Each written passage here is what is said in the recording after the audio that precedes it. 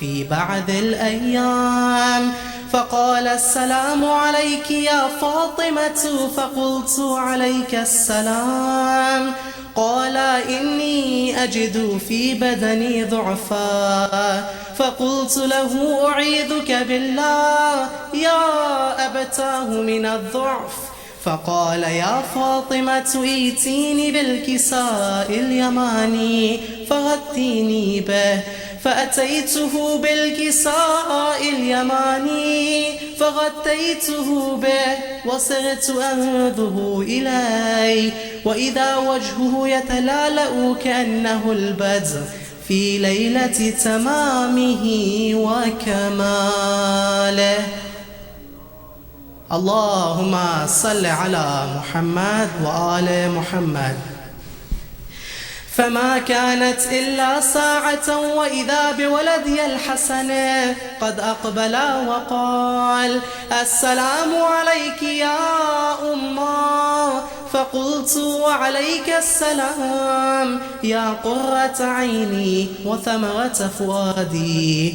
فقال: يا أمه، إني أشم عندك رائحة طيبة كأنها رائحة جدي رسول الله.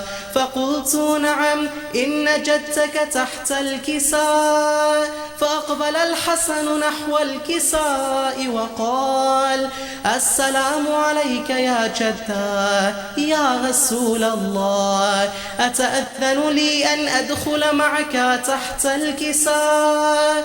فقال: وعليك السلام يا ولدي ويا صاحب عوذي، قد أذنت لك. فدخل معه تحت الكساء، فما كانت إلا ساعة وإذا بولدي الحسين قد أقبل وقال: السلام عليك يا أمه. فقلت: وعليك السلام يا ولدي ويا قرة عيني وثمرة فؤادي. فقال لي: يا أمه، إني أشم عندك رائحة طيبة كأنها رائحة جدي رسول الله صلى الله عليه وآله. فقلت: نعم، إن جدك وأخاك تحت الكساء. فدنا الحسين نحو الكساء وقال: السلام عليك يا جدا، السلام عليك يا من اختاره الله، أتأذن لي أن أكون معكما تحت الكساء؟ فقال: وعليك السلام يا ولدي ويا شافع أمتي، قد أذنت لك. فدخلا معهما تحت الكساء، فأقبل عند ذلك أبو الحسن علي بن أبي طالب وقال: السلام عليك يا بنت رسول الله. فقلت: وعليك السلام يا أبا الحسن ويا أمير المؤمنين. فقال: يا فاطمة، إني أشم عندك رائحة طيبة كأنها رائحة أخي وابن عمي رسول الله. فقلت: نعم، ها هو مع ولديك تحت الكساء.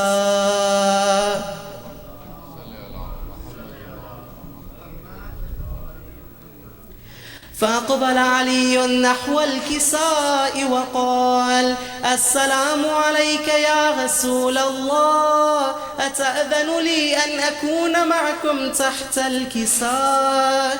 قال له: وعليك السلام يا أخي ويا وصي وخليفتي وصاحب لوائي، قد أذنت لك. فدخل علي تحت الكساء.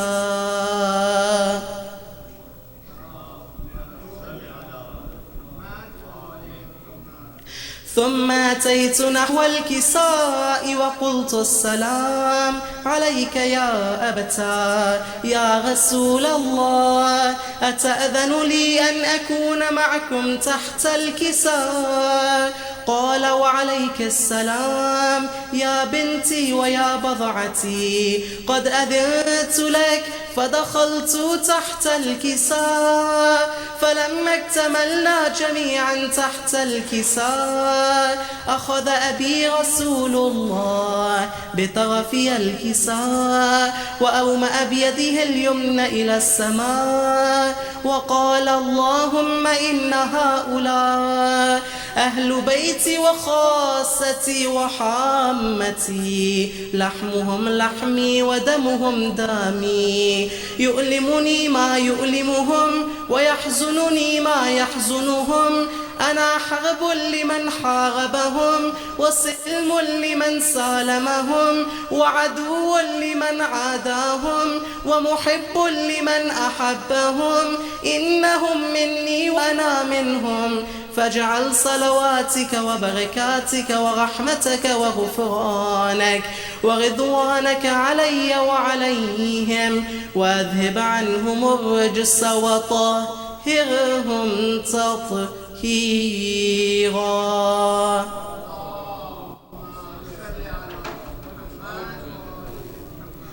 فقال الله عز وجل يا ملائكتي ويا سكان سماواتي إني ما خلقت سماء مبنية ولا أرضا مدحية ولا قمرا منيرا ولا شمسا مضيئا ولا فلكا يدور ولا بحرا يجري ولا فلكا يسري إلا في محبة هؤلاء الخمسة الذين هم تحت الكساء.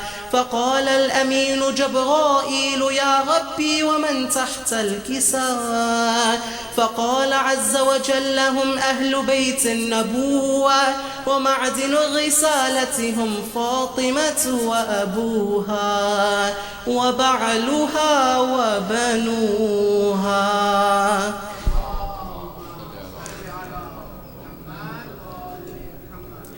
فقال جبرائيل يا ربي يتأذن لي أن أهبط إلى الأرض ليكون معهم سادسا؟ فقال الله نعم قد أذنت لك. فهبط الأمين جبرائيل وقال السلام عليك يا رسول الله. العلي الأعلى يقرئك السلام ويخصك بالتحية والإكرام ويقول لك وعزتي وجلالي إني ما خلقت سماء مبنية ولا أرضا مدحية ولا قمرا منيرا ولا شمسا مضيئا ولا فلكا يدور ولا بحرا يجري ولا فلكا يسري إلا لأجلكم ومحبتكم، وقد أذن لي أن أدخل معكم، فهل تأذن لي يا رسول الله؟ فقال رسول الله وعليك السلام يا أمين وحي الله إنه نعم قد أذنت لك. فدخل جبرائيل معنا تحت الكساء فقال لأبي إن الله قد أوحى إليكم يقول إنما يريد الله ليذهب عنكم الرجس أهل البيت ويطهركم تطهيرا.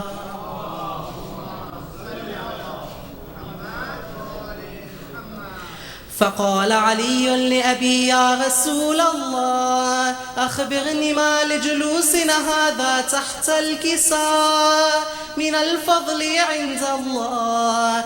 فقال النبي والذي بعثني بالحق نبيا واصطفاني بالرسالة نجيا ما ذكر خبرنا هذا في محفل من محافل أهل الأرض وفيه جمع من شيعتنا ومحبينا إلا ونزلت عليهم الرحمة وحفت بهم الملائكة واستغفرت لهم إلى أن يتفرقوا. فقال علي إذا والله فزنا وفاز شيعتنا ورب الكعبة.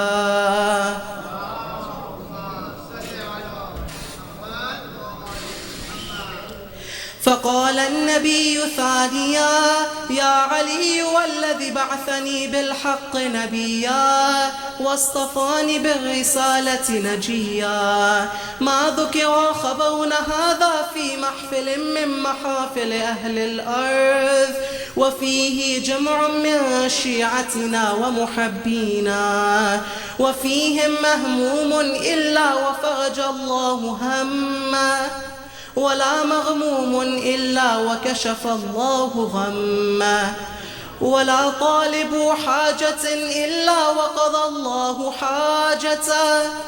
فقال علي: إذا والله فزنا وسعدنا وكذلك شيعتنا فازوا وسعدوا في الدنيا والآخرة ورب الكعبة. صلی اللہ محمد و آل محمد وعجل فرجہم. ایک اور باواز بلند سلوات.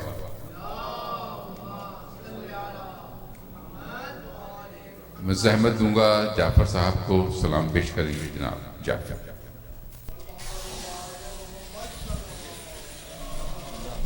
محمد و آل محمد. ایک بار اور صلوات پڑھ دیجئے باواز بلند.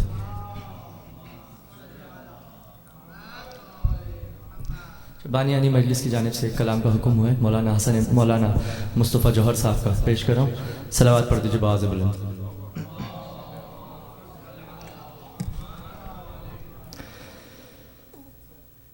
کنارے حوض کوثر کے شہ ابرار بیٹھے ہیں، کنارے حوض کوثر کے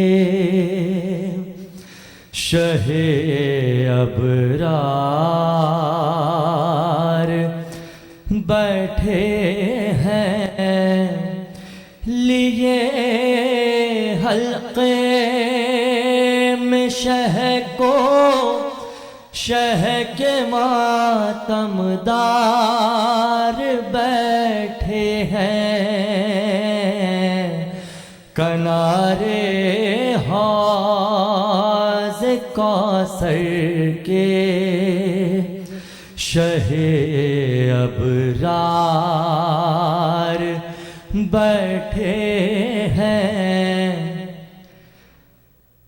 غم شبیر میں جینا ہمارا حق ہے، جیتے ہیں، غم شبیر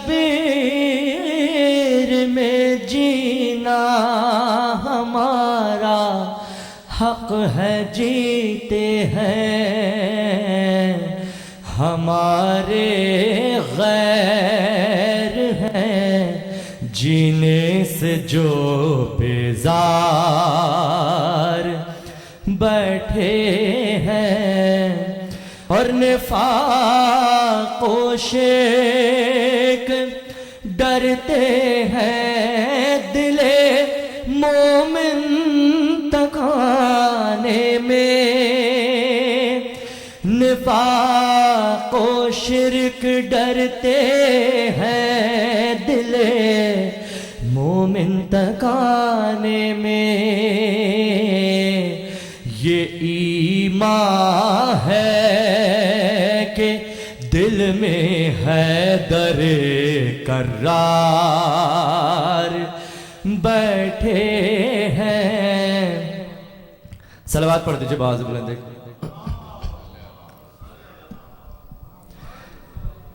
ہماری بزم غم مقبول ہو جائے تو حیرت کیا، مزے میں غم مقبول ہو جائے تو حیرت کیا یہاں کر جنا کے سید و سردار بیٹھے ہیں. حضور قابل غور شعر سماعت فرمائیں کیا؟ ادھر نام حسین آیا ادھر آنسو ہوئے جاری ادھر نام حسین آیا ادھر آنسو ہوئے جاری میری آنکھوں میں گویا عابد بیمار بیٹھے ہیں اور قیامت ہے جواب بیٹے کی میت اٹھ نہیں سکتی کمر تھامے سرہانے سید ابرار بیٹھے ہیں اور سکینہ قید میں جب باپ کو روتی تو ماں کہتی سکینہ قید میں جب باپ کو روتی تو ماں کہتی میری بچی نہ رو ظالم پسے دیوار بیٹھے ہیں بر محمد وآل محمد صلوات. ذرا ایک باواز بلند صلوات ہونی چاہیے.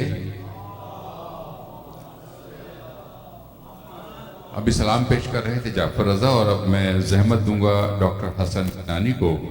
انجمن شیر خدا ڈیلس ٹیکساس سے تشریف لائے ہیں. ہمارے مہمان ہیں ڈاکٹر حسن نانی.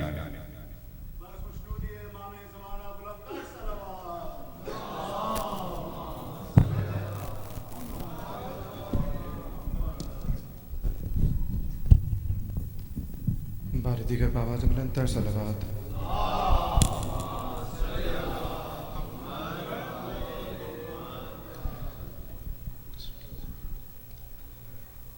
اے مومنو جب مجلس شبیر میں آنا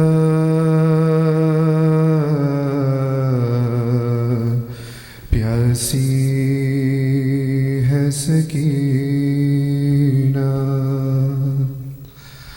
بچوں کا تمہیں واسطہ یہ بھولنا جانا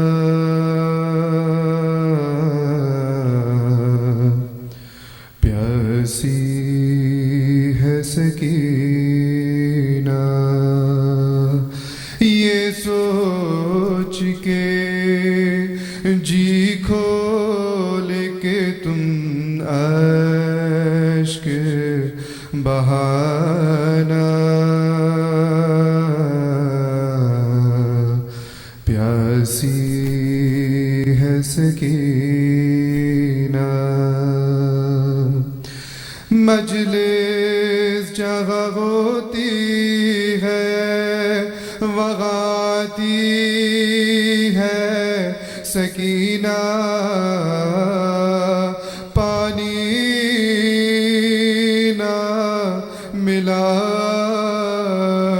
بھی پیاسی ہے سکینہ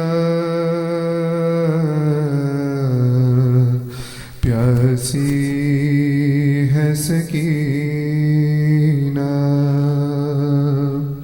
اللہ کرے آئے کبھی ایسا زمانہ ہو شام کے زندہ کی طرف آپ کا جانا پھٹ جائے گا دل دیکھ کے وہ غم کا ٹھکانہ بیغال ہوئی قبر میں سوتی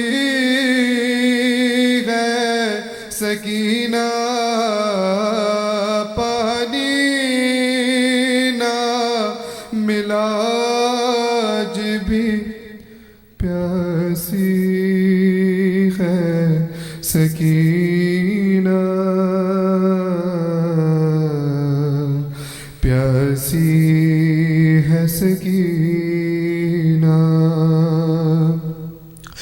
جب 11 محرم کو سوئے شام سدھاری دریا کی طرف دیکھ کے زینب یہ پکاری آپاس نہ مر جائے آپاس نہ مر جائے بھتیجی یہ تمہاری بیغال میری گود میں بیٹھی ہے سکینہ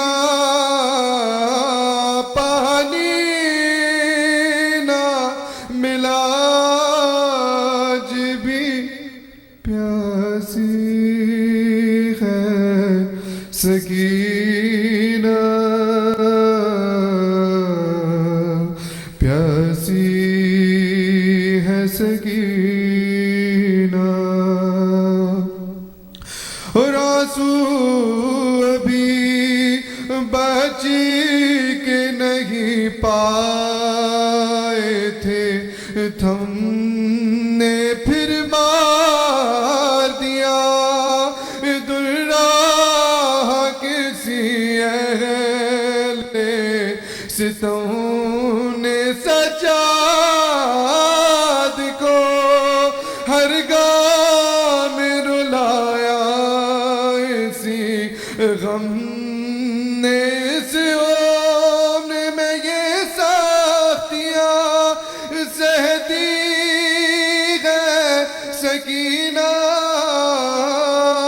پانی نہ ملا آج بھی پیاسی ہے سکینہ پیاسی ہے سکینہ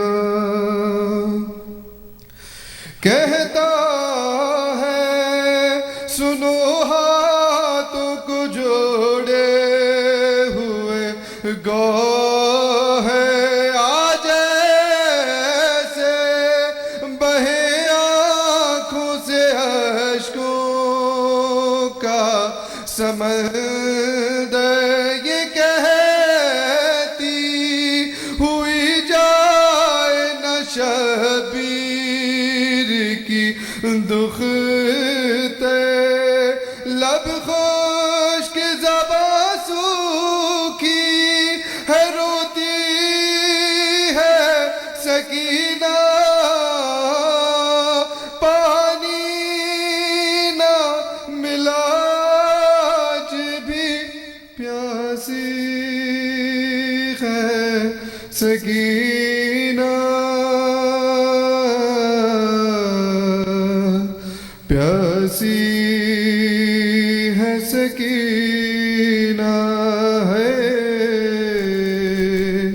پیاسی ہے سکینہ. سلام.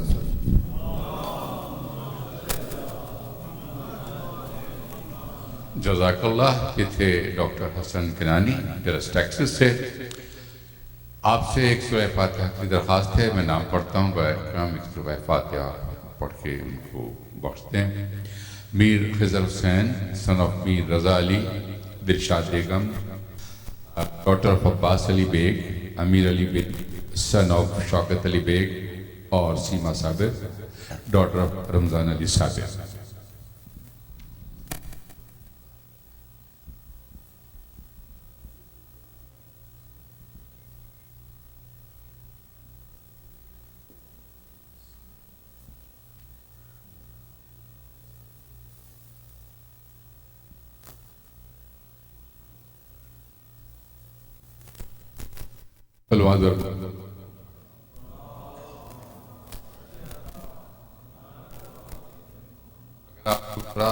اسٹیج کے سامنے آ جائیں، ممبر کے سامنے، تو بہت مناسب ہوگا تاکہ بعد میں زحمت نہ ہو. صلوات پڑھتے ہوئے تشریف لائیے.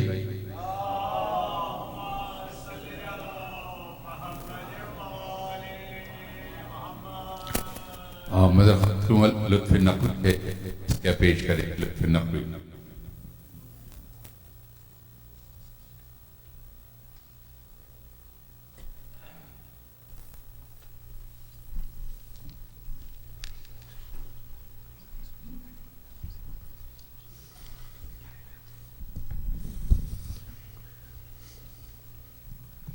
صلوات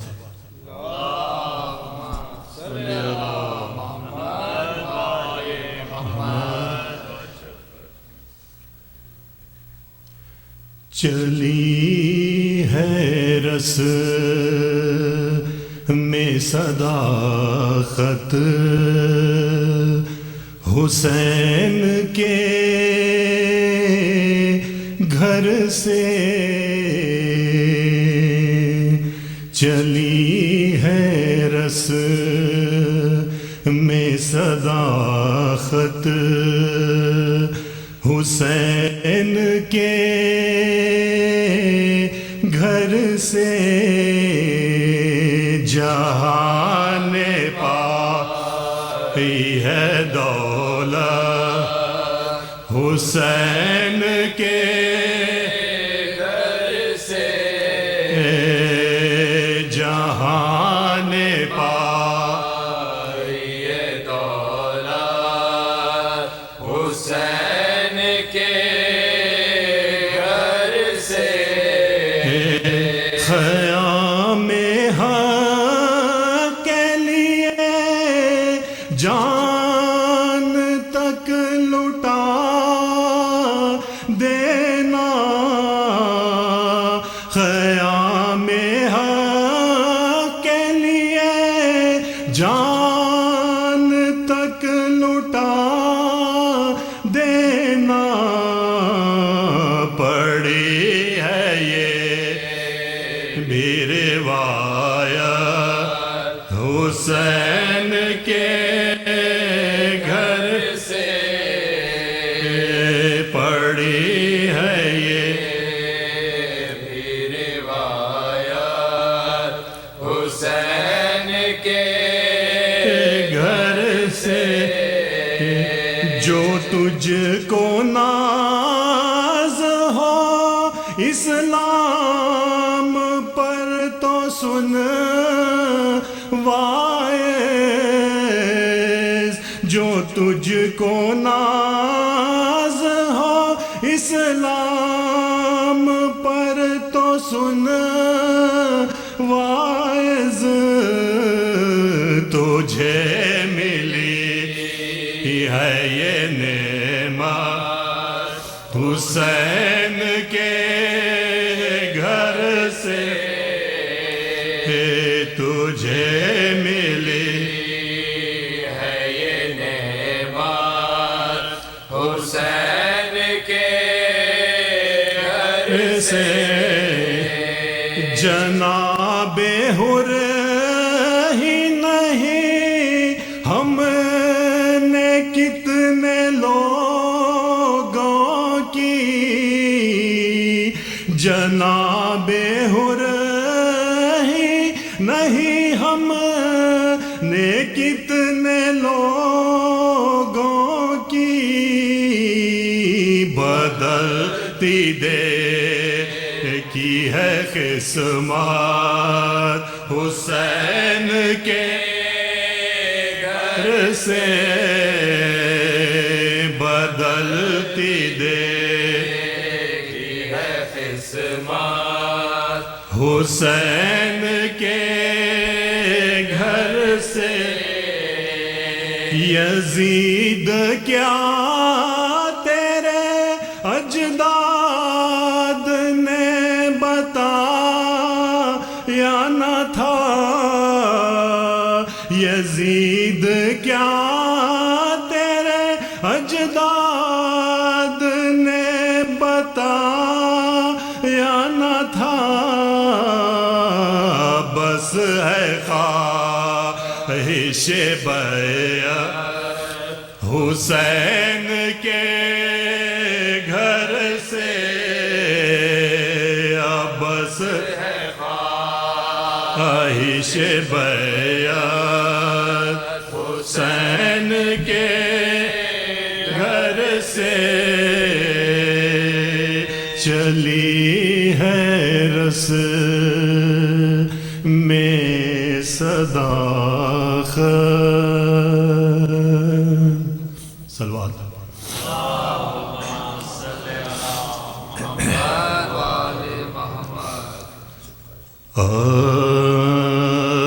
محشر کی صبح آج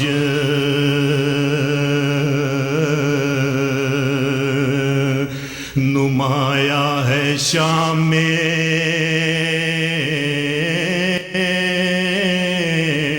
کن باشفیع حشر کا ہے اژدہام میں سر ننگے روح فاطمہ ہے اہتمام میں خاصان ذوالجلال ہے بلوایا خاصان ذوالجلال ہے بلوایا میں جبریل کی خزادیاں تشریف لائی ہے مشکل کشا کی بیٹیاں بندی میں مشکل کشا کی بیٹیاں بندی میں آئی ہے سر پیتی ہے فاطمہ دار السلام میں محشر ہے تازہ لے رسول انام میں اور شادیاں نے بجنے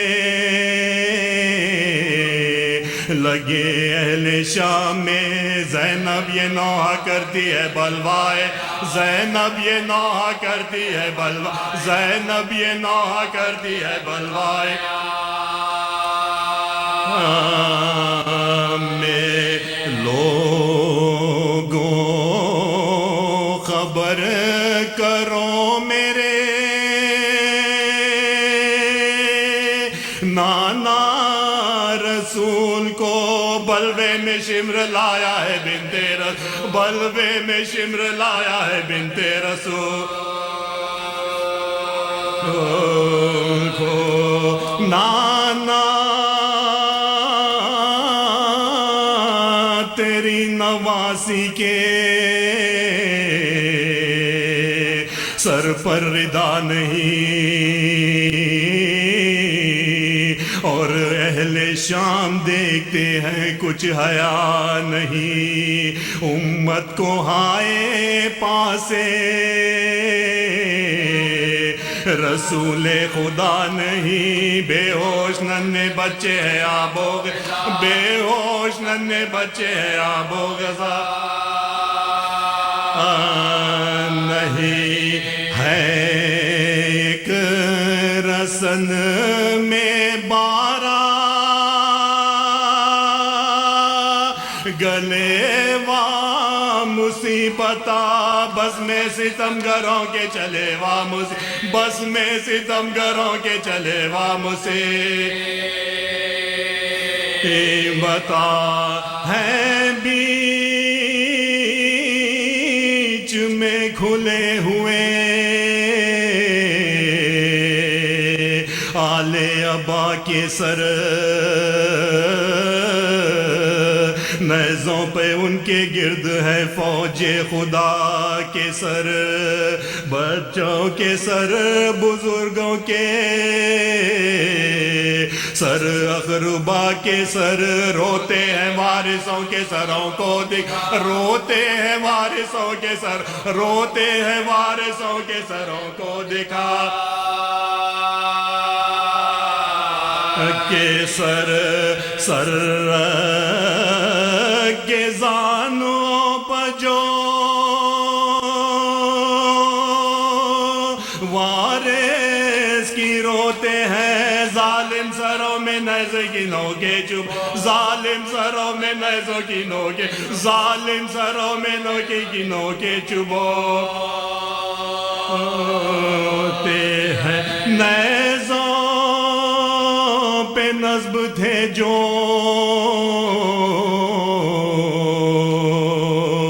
شہیدوں کے سر تمام زینب نے بڑھ کے بھائی کے سر کو کیا سلام چلائی کیوں ذبی ہے خدا شاہ تشن کا مرضی ہے کیا حضور کی کہتے ہیں کیا مرضی ہے کیا حضور کی کہتے ہیں کیا امام دربار مٹ گیا تیرا خورن میں بہ گیا میرے لیے یزید کا دربار میرے لیے یزید کا دربار میرے لیے یزید کا دربار رہ گیا سینوں میں دل یتیموں کے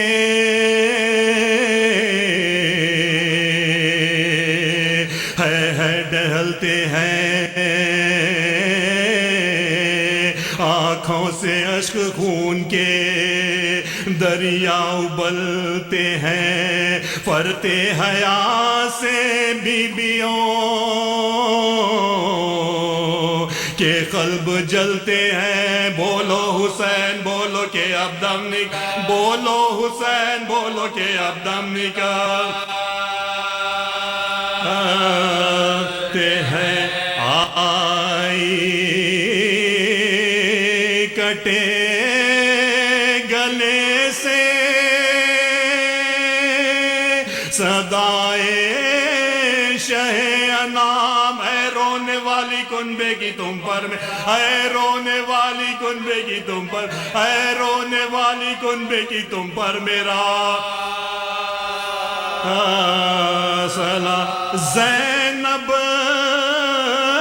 یہ سن کے بولی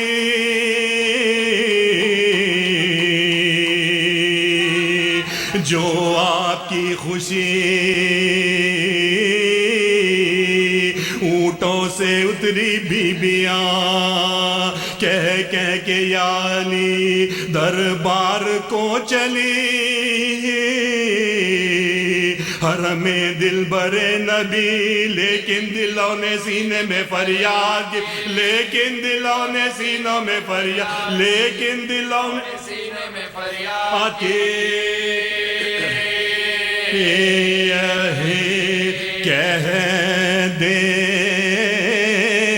کوئی علی سے دارو سلام میں زینب کا داخلہ ہوا دربار زینب کا داخلہ ہوا دربار زینب کا داخلہ ہوا دربار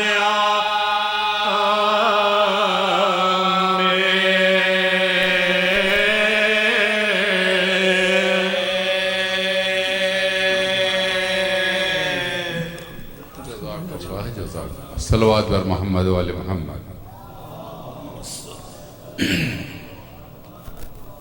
خواتین و حضرات، ایک بار پھر آپ سے سورہ فاتحہ کی درخواست ہے۔ میر خضر حسین، دلشاد بیگم، امیر علی بیگ اور سیما صابر کے لیے۔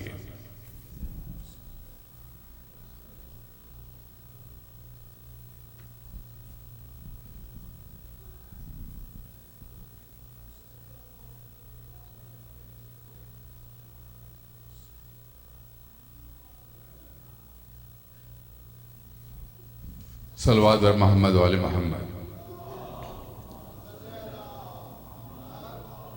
جیسا کہ آپ جانتے ہیں کہ آج انجمن ذوالفقار ہدی اور ادارہ جعفریہ کے اشتراک سے یہاں شب بیداری منعقد ہو رہی ہے۔ مجلس کے بعد یہاں پوری رات نہا، خوانی اور ماتمداری ہوگی۔ آپ سے درخواست ہے کہ شریک رہیں اور صبح تک یہاں پر اذان سے اذان تک، یعنی مغرب کی اذان سے یہ پروگرام شروع ہوتا ہے اور فجر کی اذان تک یہ پروگرام جاری رہتا ہے، جو کہ یہاں پر گزشتہ 33 سال سے جاری ہے۔ یہ 33ویں شب بیداری ہے۔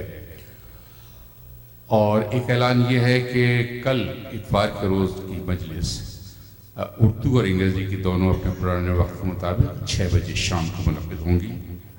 آج کی مجلس اردو کی رات کو اس شب بیداری کی وجہ سے منعقد ہوئی ہے۔ کل سے پروگرام کے مطابق شام کو 6 بجے اردو اور انگلش کی مجالس شروع ہوئی۔ صلوات بر محمد و آل محمد۔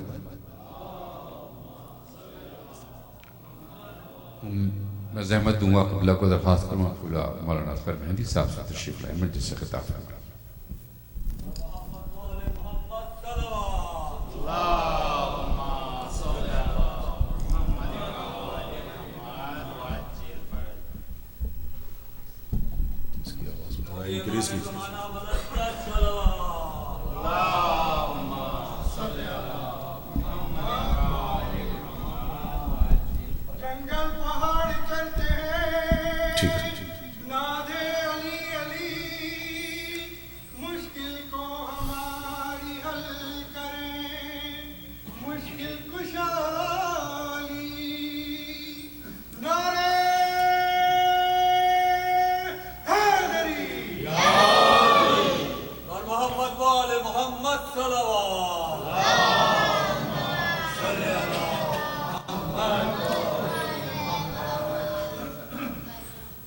فاتحہ۔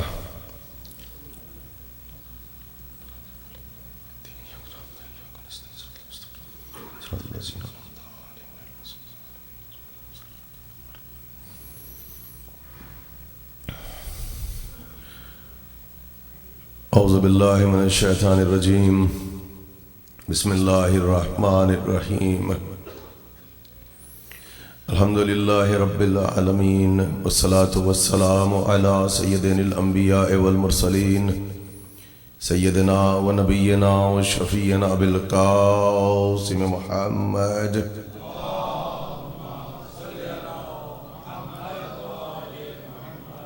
وعلی طیبین الطاہرین المعصومین المظلومین المنتجبین، اما بعد فقد قال اللہ تعالی فی کتابہ المبین وهو اصدق الصادقین وقوله الحق۔ بسم اللہ الرحمن الرحیم، انہ لقرآن کریم فی کتاب مکنون لا یمسہ الا المطہرون۔ صلوات۔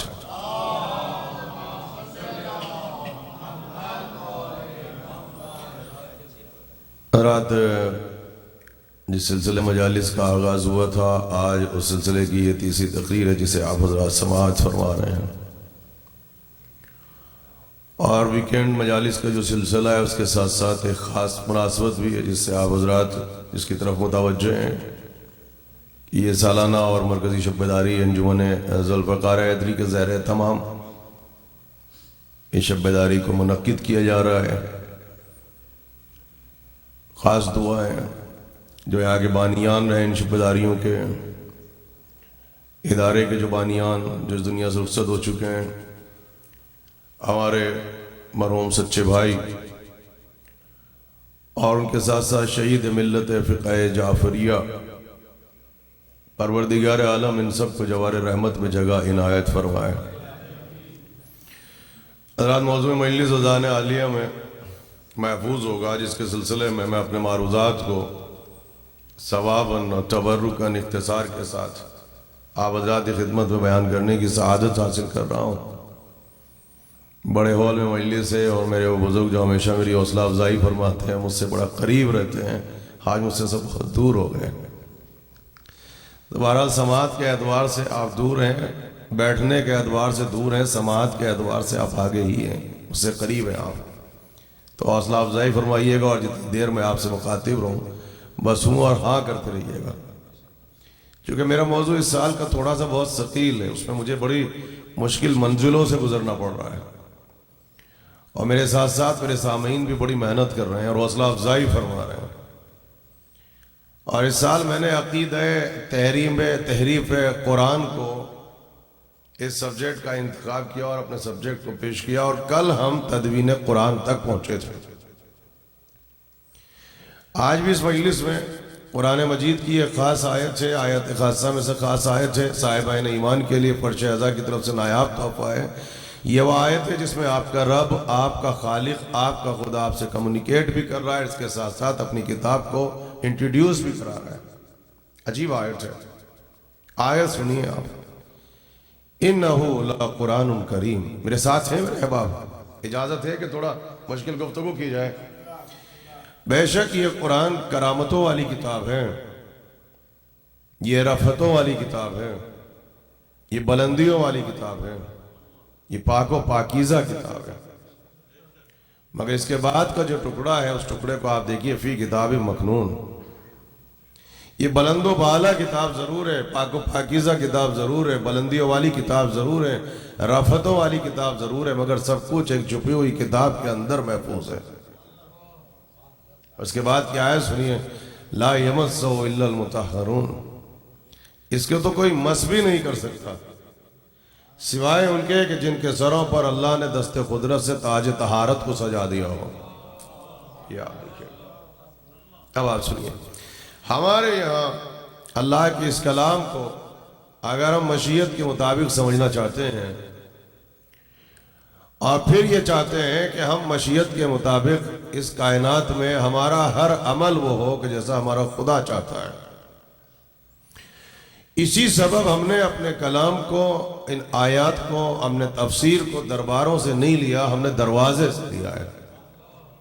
اب آپ سنیے، اس قرآن کو سمجھنے کا سب سے بڑا منبع اور سورس اور وسیلہ آل رسول کی ذات ہے، اہل بیت رسالت کی ذات ہے، اور اہل بیت رسالت میں جو سب سے پہلی شخصیت ہے وہ مولا متقیان کی شخصیت ہے۔ سبجیکٹ بہت مضبوط، بہت مشکل ہے، اور تھوڑا سا شب بیداری کا اہتمام بھی ہے، تو تھوڑا سا آپ ہوں اور ہاں فرمائیے گا تاکہ مجھے احساس رہے کہ سبجیکٹ آپ کے ذہنوں میں محفوظ ہو رہا ہے۔ احادیث خاصہ میں سے سرکار رسالت کی ایک بہت خاص حدیث ہے، یہ سنیے آپ، اور یہ حدیث بھی آپ کے لیے تحفہ ہے سرکار کی طرف سے۔ اس حدیث کو آپ نے ان مجلسوں میں ہزار ہاں سنا ہوگا، ساری زندگی آپ نے اس حدیث کو سنا، لیکن اس حدیث کے بیک گراؤنڈ کو پیش نہیں کیا جاتا، اس کا راز کیا تھا، اس کا بیک گراؤنڈ کیا تھا، اس کا پس منظر کیوں تھا، ذرا سا اس کو سنیے آپ۔ صحابہ کرام تشریف فرما ہے، اور سرکار جو ہیں حبیب خدا منبر پر موجود ہیں، ایسے بالکل کمپینینز بیٹھے ہوئے ہیں، اصحاب بیٹھے ہوئے ہیں۔ دیکھیں اس حدیث کو آپ نے کتنی مرتبہ سنا اور سب کے حافظے میں محفوظ ہیں، اور اتنی مشہور و معروف حدیث ہے کہ احتیاج ضرورت ترجمہ نہیں ہے، مگر اس کا بیک گراؤنڈ میری مجلسوں میں یہی چاہتا ہوں کہ جو حدیث ہو، جو آیت ہو، جو تاریخ کا واقعہ ہو، صرف جو اس کا بیک گراؤنڈ ہوتا ہے اسے آپ کی خدمت میں پیش کیا جائے۔ میں صرف اصالت الفاظ پر گفتگو کروں گا۔ کتنی مشہور حدیث، اب سنیے آپ۔ کہا کہ انی تارکم فیکم الثقلین، جہاں کل تدوین قرآن پہ ہم پہنچے تھے، کتنی مشہور حدیث ہے، میں تمہارے درمیان دو وزنی چیزوں کو چھوڑ کے جا رہا ہوں، کتاب اللہ ہے و عطرتی، اس میں ایک اللہ کی کتاب ہے اور ایک میری عطرت ہے۔ عطرت کو سمجھنے میں اگر پریشانی ہو تو میری عطرت کو میرے اہل بیت سے سمجھنا، عطرتی اور اہل بیتی، عطرت سے مراد میرے اہل بیت ہیں۔ حدیث سنیے، جب تک تم ان دونوں سے وابستہ رہو گے، ایک قرآن سے، ایک میری عطرت سے، تم ہرگز ہرگز ہمارے بعد گمراہ نہیں ہو سکو گے. یہ ضمانت دے رہے ہیں رسول اللہ, ضمانت دے رہے ہیں. لیکن شرط کیا ہے کہ ایک طرف تم قرآن سے کنیکٹڈ رہنا, اور قرآن از ناٹ انف, قرآن کے ساتھ ساتھ تمسک ہو میری اطرت سے جو میرے اہل بیت ہے. پھر میں تمہیں ضمانت دیتا ہوں کہ اگر تم ان دونوں سے وابستہ رہے تو پھر امکان ضلالت نہیں ہے, پھر گمراہی کا امکان اور پاسبلٹی موجود نہیں ہے. اب سرکار نے ایک ضمانت دی ہے, یہ دونوں ایک دوسرے سے جدا نہیں ہوں گے حتی یرد علی الحوض. اس حدیث کو سب نے سنا, 1 یا 1.5 منٹ کی زحمت ہے. یہ ایک دوسرے سے ہرگز ہرگز جدا نہیں ہوں گے, سیپریشن پاسبل نہیں ہے جب تک کہ حوض کوثر پہ آ کے مجھ سے ملاقات نہ کر لیں. اب میرے احباب جو اہل علم یہاں پہ بیٹھے ہیں, جن کی کتابوں پہ نظر ہے, احادیث پہ نظر ہے, روایات پہ نظر ہے, درایت پہ نظر ہے, بس اتنی میں نے آپ کو زحمت دینی تھی. اب اصالت الفاظ پہ گفتگو ہو گیا, اس کا بیک گراؤنڈ آپ کی خدمت میں پیش کریں گے. اس حدیث کا نام ہے حدیث ثقلین. احتیاج ضرورت ترجمہ نہیں, میں نے تبرکاً ترجمہ کیا. اب سنیے اصالت الفاظ کی گفتگو. اس حدیث میں کچھ نہیں ہے, بس 3 چیزیں ہیں. کون کہہ رہا ہے, کس سے کہہ رہا ہے, اور کیا کہہ رہا ہے. بالکل دیکھیے اینگل بدل دیا. 50 برس 60 برس سے آپ حدیث سن رہے ہیں, میں نے بالکل اینگل بدل دیا. کون کہہ رہا ہے, کیا کہہ رہا ہے, اور کس سے کہہ رہا ہے. اب سنیے, انی تارکم, یا انی سے مراد کون ہے. انی سے مراد خود ذات سرور کائنات ہیں. تو ترجمہ کیا ہوگا, میں اللہ کا رسول. ہمارے یہاں تو ہر وقت آن ڈیوٹی ہے, ہمارے یہاں پارٹ ٹائم رسالت و نبوت نہیں ہے. میں اللہ کا رسول, انگلش کا ترجمہ آپ کیا کریں گے, میں اللہ کا رسول, میں پروفٹ, میں اللہ کا میسنجر. اب سنیے, فیکم, تمہارے درمیان. مجھے اس ترجمے سے اختلاف ہے, یہ بالکل ظاہری ترجمہ ہے. فیکم, تمہارے درمیان. بے شک رسول اللہ مخاطب ہے صبح قیامت تک کے مسلمانوں سے. بے شک اللہ کے رسول آپ اور ہم سے بھی مخاطب ہیں. میرا آپ سے سوال یہ ہے کہ پہلے تو رسول ان سے مخاطب ہوئے ہوں گے جو رسول اللہ کی بس میں بیٹھے ہوں گے. تو یہاں فیکم سے مراد کون ہے, پہلے صحابہ کرام, رسول اللہ کے کمپینین. پہلے تو رسول ان سے مخاطب ہوں گے, ان کے بعد خطاب ہم سے اور ہم سے ہوتا ہوا قیامت تک کے مسلمانوں کے لیے. تو اب ترجمہ کیا ہوگا, میں اللہ کا رسول تم صحابہ کرام کے درمیان. میں اللہ کا رسول تم صحابہ کرام کے درمیان. اب 2 چیزیں چھوڑ کے جا رہا ہوں. کس کے درمیان, صحابہ کرام کے درمیان. وہ 2 چیزیں کون ہیں, ایک ہے اللہ کی کتاب, ایک ہے میرا اہل بیت. اب جب تک تم ان دونوں سے وابستہ رہو گے, ترجمہ بچوں کو صحیح بتائیں, یعنی جب تک تم صحابہ کرام قرآن اور حدیث سے وابستہ رہو گے, قرآن اور اہل بیت سے وابستہ رہو گے, تم ہرگز ہرگز گمراہ نہیں ہو سکو گے. اس کا مطلب یہ ہے کہ صحابہ کرام کے گمراہ ہونے کا امکان اور پاسبلٹی موجود ہے. ایسے نہیں بچیں گے کب, یا یہ قرآن سے وابستہ رہے یا قرآن کے ساتھ ساتھ اہل بیت سے وابستہ رہے. کون, تم صحابہ کرام. بے شک ہم سے مخاطب ہیں, قیامت تک کی امتوں سے مخاطب ہیں, لیکن پہلے کمیونیکیٹ کس سے کر رہے ہیں, جن کے درمیان بیٹھے ہیں. اب سنیے, یہ دونوں ایک دوسرے سے جدا نہیں ہوں گے, قرآن اور اہل بیت, جب تک کہ حوض کوثر پہ آ کر یہ مجھ سے ڈائریکٹ ملاقات نہ کر لیں اور یہ تمہیں ہمارے حوالے نہ کر لیں. آپ سنیے یہاں پر, یہ حدیث یہ صرف حدیث رسول اور سینگ آف پرافٹ نہیں ہے. میرے بزرگ گواہی دیں گے کہ اصالت الفاظ اور کیفیت الفاظ اور لفظ وجود پہ گفتگو کرنا کتنا مشکل ہے. یہ حدیث is not only saying of prophet, یہ حدیث صرف حدیث پیغمبر نہیں ہے. جملہ سنیں گے, یہ وراثت انبیاء ہے, یہ وراثت انبیاء ہے. میں نے رسول اللہ کی کسی اور حدیث کو وراثت انبیاء نہیں کہا، تو میں نے حدیث ثقلین کو وراثت انبیاء کیوں کہا؟ اس کا راز سنیے آپ۔ میں نے اس حدیث کو وراثت انبیاء کیوں کہا، اس کا راز سنیں آپ۔ آدم سے لے کے حضرت عیسیٰ تک اس پورے گلوب پر، اس پوری کائنات میں جتنے نبی آئے، جتنے رسول آئے، جتنے پیغمبر آئے، وہ ایک اعلان کے ساتھ آئے، ہمارے بعد ایک نبی آئے گا، ہمارے بعد ایک نبی آئے گا، ہمارے بعد ایک نبی آئے گا، اور امت کو ضلالت کے اندھیرے سے نکال کر روشنی ہدایت کی طرف لے کے جائے گا۔ بھائی جو اہل علم بیٹھے ہیں میں ان سے مخاطب ہوں، یہ ہر نبی کا پیغام ہے، ہر رسول کا پیغام۔ ایک نبی آئے گا، ایک پروفٹ آئے گا جو امت کو ضلالت کے اندھیروں سے نکال کے روشنی ہدایت کی طرف لے جائے گا۔ ہر نبی کہہ رہا ہے۔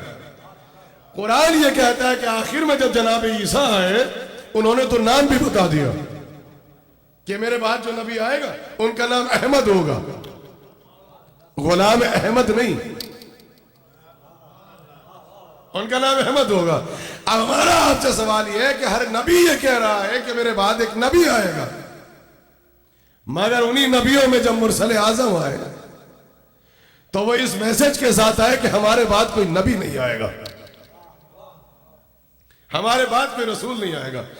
اگر کوئی دعوی نبوت کرے تو وہ جھوٹا ہے۔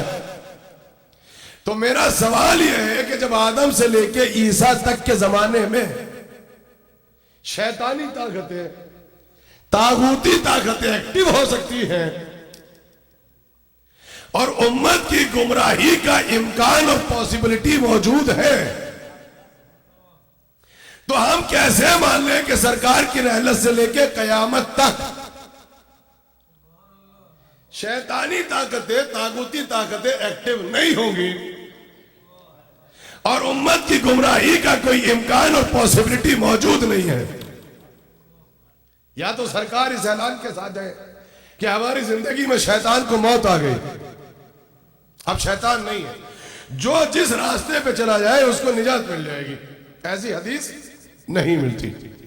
تو یا رسول اللہ، جب ہر نبی کے جانے کے بعد شیطانی طاقتیں ایکٹیو ہو سکتی ہیں اور شیطان گمراہ کر سکتا ہے اور امکان ضلالت ہے، تو عقل کا تقاضا یہ ہے کیسے ممکن ہے کہ جب آپ پردہ کر جائیں گے تو آپ کے بعد شیطانی قوتیں ایکٹیو نہیں ہوں گی؟ آپ سمجھ میں آیا؟ کہا اب سنو، یہ حدیث رسول نہیں ہے، یہ وراثت انبیاء ہے۔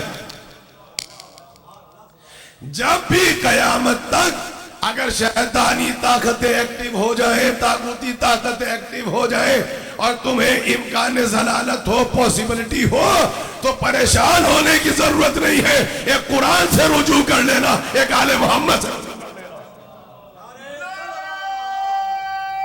بات سنیے اس کو۔ اس کا مطلب یہ ہے کہ یہ حدیث نہیں ہے۔ اب سمجھ میں آیا اس کو وزنی حدیث کیوں کہتے ہیں؟ یہ کبھی آپ نے اس اینگل سے سوچا کہ حدیث ثقلین وزنی حدیث؟ چونکہ ایک کم 1.25 لاکھ انبیاء کی نیابتوں کے فرائض کو انعام دے رہی ہے اکیلی حدیث ثقلین۔ اب سمجھ میں آیا ثقلین یہ وزنی حدیث کیوں ہے؟ تو حدیث نہیں ہے صرف۔ پہلا نقطہ یہ کیا ہے؟ وراثت انبیاء۔ اب دوسرا نقطہ سنیے تاکہ مجلس یاد رہ جائے۔ جب سرکار اس دنیا سے گئے تو پرابلم یہ ہوئی کہ اپنی امت کو کسی ایک کے حوالے نہیں کیا، حوالے کیا 2 کے۔ طبیعت اور فطرت کا قانون یہ ہے کہ اگر 2 کی طبیعتیں مختلف ہوں، 2 کا معیار مختلف ہو، 2 کا کردار مختلف ہو، 2 کی جبلتیں مختلف ہوں، فطرت مختلف ہو، تو وہ دونوں ایک ساتھ زیادہ دیر سروائیو نہیں کر سکتی۔ جدائی کا امکان رہتا ہے، یہ ایک ساتھ سروائیو نہیں کر سکتے۔ اور سرکار کا چیلنج کیا ہے؟ حتی یردا علیہ الحوض، یہ ایک دوسرے سے جدا نہیں ہوں گے جب تک کہ حوض کوثر پہ آ کے ہم سے ملاقات، ارے کہاں ہیں ہم سے ملاقات نہ کر لیں۔ آپ دیکھ رہے عالم اور جاہل یہ زیادہ دیر ایک ساتھ سروائیو کر سکتے ہیں؟ یہ تھوڑے دن ساتھ رہیں گے، اس کی جہالت کی باتوں سے یہ پریشان، اس کے ہر وقت کی کتابیں پڑھنے سے یہ پریشان، آخر میں میوچول انڈرسٹینڈنگ سے کہیں گے کہ آپ الگ کمرہ لے لیں، ہم الگ کمرہ لیتے ہیں۔ یہ زیادہ دیر سروائیو نہیں کر سکتے۔ دو کی طبیعتیں مختلف ہیں۔ جب لفظ عالم کہا ہے اس سے مراد یہ نہیں ہے صرف یہ آپ اہل علم ہیں۔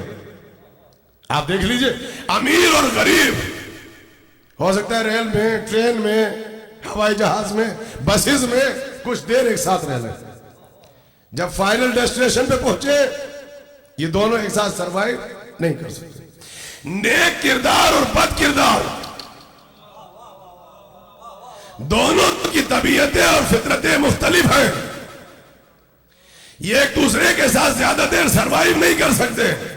نبی جب دنیا سے گئے تو اپنی امت کے کلمہ پڑھنے والوں کے نصیب کو، ان کے مقدر کو، ان کے فیوچر کو ایک کے حوالے نہیں کیا، دو کے حوالے کیا، اور ضمانت ہے کہ قیامت تک دونوں ایک دوسرے سے جدا نہیں ہوں گے۔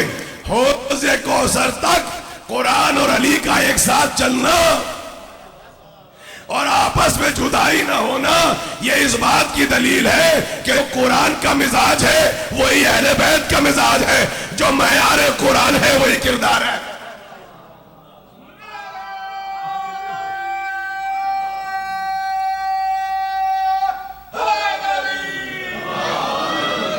یہ قیامت تک حوض کوثر تک ساتھ چلنا اور سروائیو کرنا اور جدا نہ ہونا، یہ اس بات کی دلیل ہے کہ جو مزاج قرآن ہے وہی مزاج اہل بیت ہے، جو اہل بیت کی طبیعت ہے وہی قرآن کی طبیعت ہے، جو قرآن کا پیغام ہے وہی اہل بیت کا پیغام ہے۔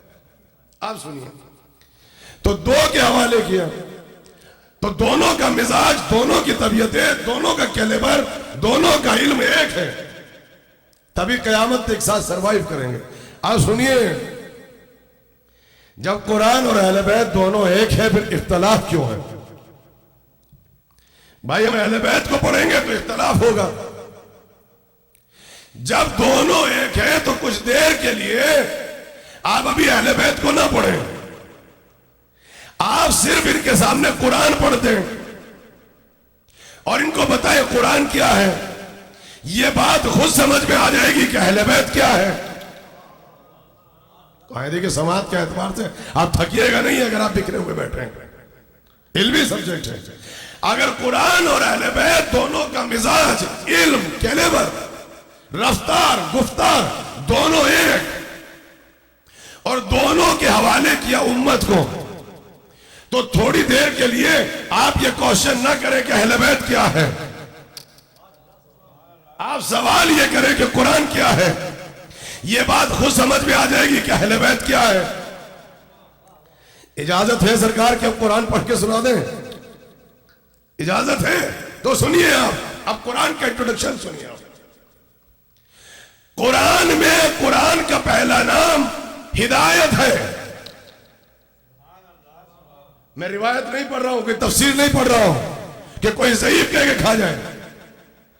قرآن میں قرآن کا پہلا نام، تفسیر اٹھا کے پڑھیے آپ، ہدایت، ھدی للمتقین، یہ قرآن ہدایت ہے۔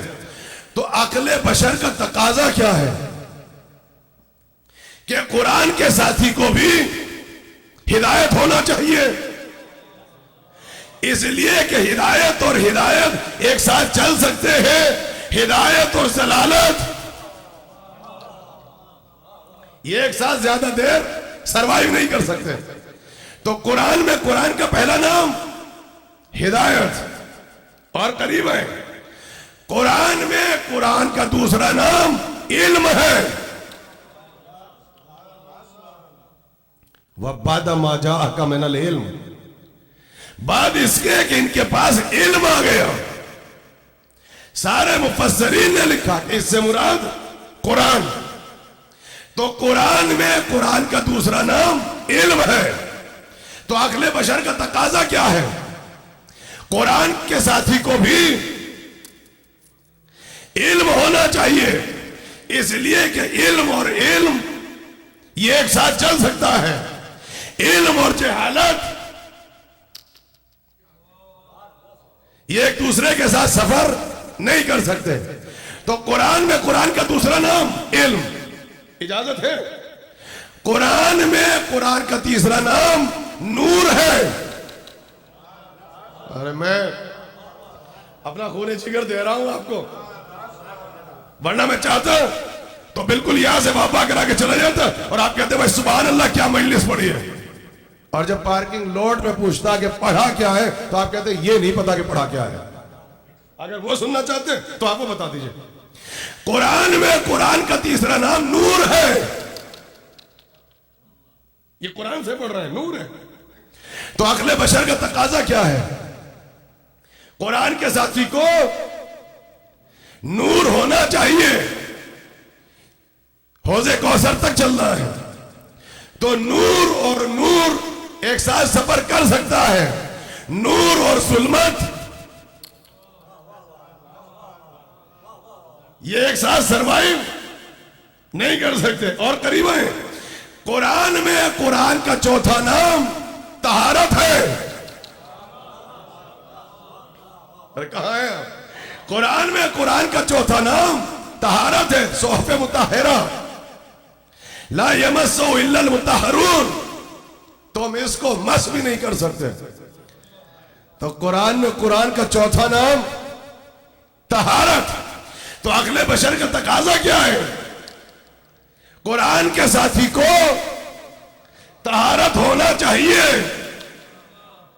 چونکہ طہارت اور طہارت ایک ساتھ چل سکتی ہے، طہارت اور نجاست یہ ایک ساتھ سفر نہیں کر سکتے۔ 4 نام سنا ہے، 5واں نام سنیے آپ، یہ تفسیر نہیں، یہ قرآن ہے۔ قرآن میں قرآن کا 5واں نام اعجاز ہے۔ اللہ اکبر، آپ سر ہلا کے رہ گئے۔ قرآن میں قرآن کا 5واں نام معجزہ ہے۔ نہیں، آیت پڑھنی پڑے گی، آیت پڑھنی پڑے گی، ورنہ میری بات کے وزن کو ہلکا کرنے کے لیے آپ خطابت کہہ دیں گے۔ ان کنتم فی ریب مما نزلنا علی عبدنا فاتوا بسورۃ من مثلہ، اگر تمہیں اس کے کلام الہی ہونے میں شک ہے تو اس کا مثل لاؤ۔ تو منیمم اس کا ساتھی بھی وہ ہو جو بے مثال ہو، جس کا کوئی مثل نہ ہو۔ قرآن معجزہ۔ تو عقل بشر کا تقاضا کیا ہے؟ قرآن کے ساتھی کو منیمم معجزہ ہونا چاہیے۔ اب قرآن میں قرآن کے 5 نام بہت تیزی سے جلدی سے سنیں۔ قرآن ہدایت، قرآن طہارت، قرآن نور، قرآن علم، قرآن اعجاز۔ تو عقل بشر کا تقاضا کیا ہے؟ جو بھی قرآن کا ساتھی حوض کوثر تک ساتھ چلے، وہ ہدایت ہو، طہارت ہو، علم ہو، نور ہو، پلس اعجاز ہو۔ اب میری مجلس جا رہی انٹرنیٹ سے، اور یہ ادارے جعفریہ کے ممبر سے پڑھ رہا ہوں، مجھے ذمہ داری کا احساس ہے۔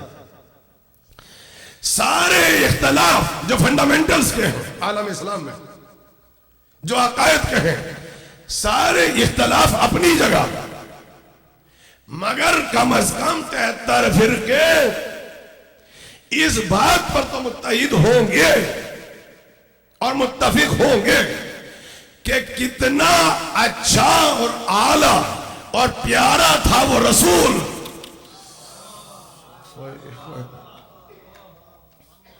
اس پر تو متفق ہوں گے۔ اختلاف نظریہ رکھیے آپ، عقیدے کا اختلاف رکھیے آپ، مگر اس پر تو متفق ہوں گے کہ کتنا اچھا، اعلیٰ اور پیارا تھا وہ رسول جو اپنی شہادت کے فوراً بعد اپنی امت کے نصیب کو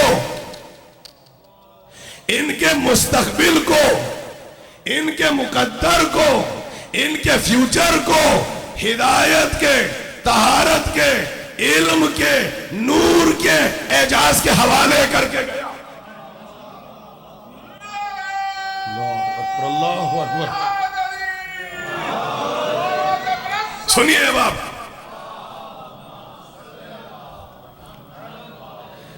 कितना अच्छा आला प्यारा है वो रसूल जो अपनी शहादत के बाद भी अपने कलमा पढ़ने वालों के नसीब को, इनके मुकद्दर को, इनके फ्यूचर को हिदायत के, तहारत के, नूर के, इल्म के, एजाज के हवाले करके गया।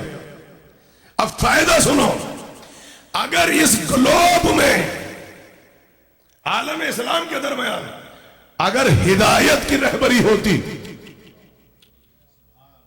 अगर तहारत की रहबरी होती, अगर नूर की रहबरी होती, अगर इल्म की रहबरी होती, अगर मौजिज़ नुमाई की रहबरी होती, उम्मत आज कहां पहुंचती? आपको खुदा का वास्ता, खुदा का वास्ता, उम्मत कहां पहुंचती? मगर इसी उम्मत ने इख्तिदार की हवस में, इख्तिदार की हवस में इस रहबरी को छोड़ दिया। जब छोड़ दिया तो कुरान का क्या बिगड़ा? जब छोड़ दिया तो अली का क्या बिगड़ा? अब सुनिए आंसर। जब इख्तिदार की हवस में इस रहबरी को छोड़ा तो जब हिदायत छोड़ी तो जलालत मिली। जब तहारत की रहबरी छोड़ी तो निजासतें मिली।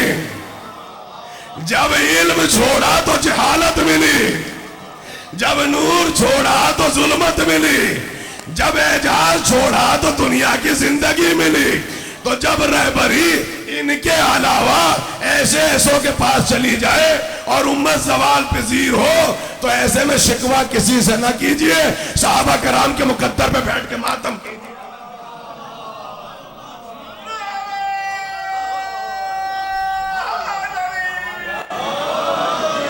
एक सलावत पढ़ दे मिलके मोहम्मद वाले मोहम्मद पर।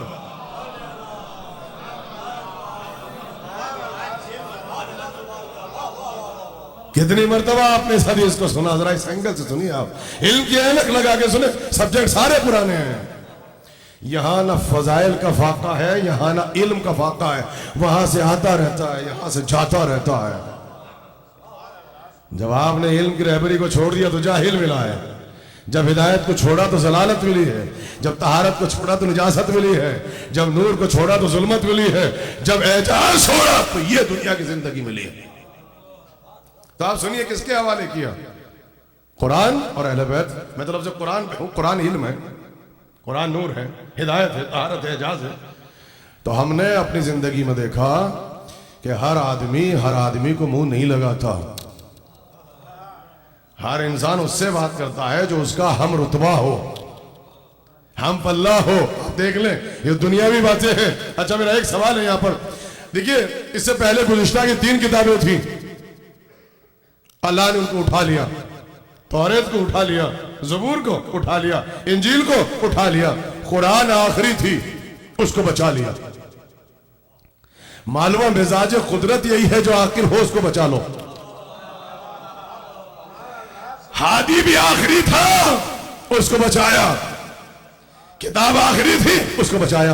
अब अगर आप सवाल करें हमें असल तौरेत चाहिए, हमें ज़बूर चाहिए, हमें इंजील चाहिए, आइए हम देते हैं। कुरान उठा के पढ़ लो। कुरान में तौरेत है, कुरान में ज़बूर है, कुरान में इंजील है, कुरान में सारे सहीफे हैं। तो आप जब कुरान इतनी वजनी किताब है, इतनी इल्मी किताब है कि कुरान में तौरेत भी है, इसमें ज़बूर भी है, इसमें इंजील भी है, इसमें सारे अंबिया के सहीफे हैं, तो इस किताब को समझना सबसे मुश्किल है।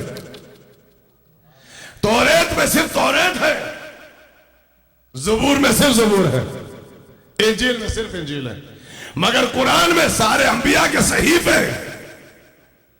पहले जिसमें तौरेत, ज़बूर और कुरान। तो इस किताब को आप दरवाजा छोड़ के दरवाजों से जाएंगे तो समझ में आएगा दरबारों से। اس کتاب کو کون سمجھائے؟ وہی سمجھا سکتا ہے جس کے پاس اب آدم کا علم بھی ہو، نوح کا فہم بھی ہو، موسیٰ کی ہیبت بھی ہو، عیسیٰ کا زہد بھی ہو، یوسف کا جمال بھی ہو، محمد کا کمال بھی ہو۔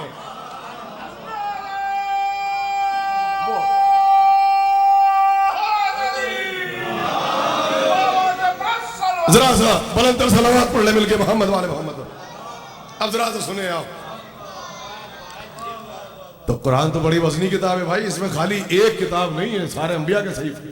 اس کو وہی سمجھائے گا جس میں 1 کم 1.25 لاکھ انبیاء، سب کے کمالات ہوں پلس محمد کے صفات اس کے اندر ہوں، وہی تو سمجھائے گا اس کتاب کو۔ تو جب یہ علم ہے، جب یہ طہارت ہے، جب یہ ہدایت ہے، تو آپ نے اپنی زندگی میں دیکھا ہوگا ہر آدمی سے زیادہ باتیں نہیں کرتا۔ اب تھوڑی دیر دیکھیے، پہلے مشکل پڑھتا ہوں پھر آسان بھی کرتا ہوں تاکہ بچے بیٹھے رہیں۔ آپ دیکھیں کوئی فقیہ آ جائے آپ کے پاس، ابھی مجلس ہو رہی ہے، اور قریب آ جائے کوئی بہت بڑا اسکالر، کوئی بہت بڑا محقق جس کی تحقیق کے ڈنکے ہو دنیا کے اندر، ایسی ریسرچ کی اس نے تھیوریز پیش کی، ایسی تحقیق پیش کی، تو آپ اس کے پاس جائیں۔ میں اس کے پاس چلا جاؤں، میں اپنی مثال دیتا ہوں، ہو سکتا ہے کہ جب میں اس کے پاس جاؤں، میں اس سے سلام کروں تو وہ میرے سلام کا جواب دے دے، مجھ سے میرے بیوی بچوں کی خیریت پوچھ لے، 2-4 چھوٹی موٹی باتیں مجھ سے کر لے، لیکن اگر میں یہ چاہتا ہوں کہ اس سے بیٹھ کے 2-4 گھنٹے باتیں کروں تو مجھ سے باتیں نہیں کرے گا، تو مجھ سے باتیں نہیں کرے گا۔ وہ سراپا علم ہے، میں سراپا جہل ہوں، مگر جملہ سنو گے، چونکہ علم نے اس کے اخلاق کو سنوارا ہے،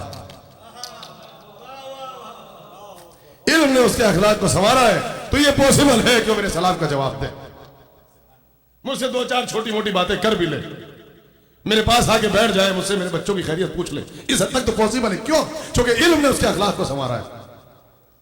لیکن اگر میں یہ چاہوں کہ پارکنگ لاٹ میں اس کو پکڑ کے کھڑا ہو جاؤں اور اس کے سبجیکٹ سے متعلق اس سے باتیں کروں، تو اس کا سبجیکٹ کچھ ہے، روئے اس کی تھیوری نے، اس کی ریسرچ نے پورے گلوب کے اندر ہنگامہ کھڑا کر کے رکھا ہے، وہ مجھ سے باتیں نہیں کرے گا۔